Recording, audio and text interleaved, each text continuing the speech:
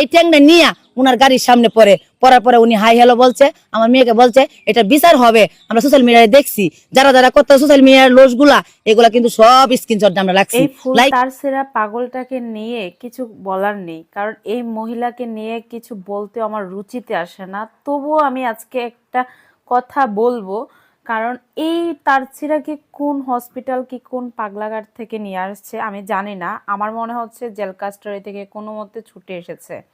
তো কেন কথাটা বলবো সেটা হচ্ছে, দেখেন, তারেক জিয়ার কি খেয়ে দিয়ে কোনো কাজ নেই? তারেক জিয়ার কি কোনো দেশের প্রতি নেই?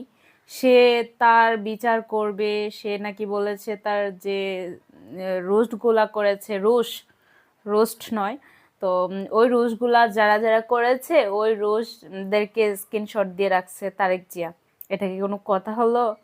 হ্যাঁ, এই অশিক্ষিত মূর্খ ভণ্ড পাগল মেয়েকে দিয়ে এরকম অবৈধ কাজ করায়, আবার এখানে আসে কি ফালতু জানাতয়। আবার মানে কাকে নিয়ে বলতেছে বুঝতে পারছেন? বাংলাদেশের প্রধানমন্ত্রী। ওর কি কোনো কাজ নেই? প্রধানমন্ত্রী তারেক জিয়ার কি কোনো কাজ নেই? সে ওই ইমরান তালুকদার, ইমরান বিবিকে নিয়ে এইসব ধরনের কথা বলবে। আবার কে কে ওর মেয়েকে নিয়ে রুশ করতেছে, ওই রুশের ইগুলা স্ক্রিনশটগুলা রাখতেছে। তারেক জিয়ার তো আর কাজ নেই, ওনাদের বসে বসে দেখতেছে। এটা নাকি দেখেছে। এটা কি আসলে কথা? মানে আমি বুঝতে পারছি না এগুলা কোন ধরনের নীতিতে এবং ইয়েতে আসে আসলে। একে মা কিভাবে বলা হয় আমি জানি না। আই থিঙ্ক মায়ের চরিত্র মানে একদমই এরকম জঘন্য করতেছে। কারণ আমার মনে হয় না এই মহিলাটা মেয়েকে দিয়ে ভালো কাজ করায়, অবৈধ কাজই।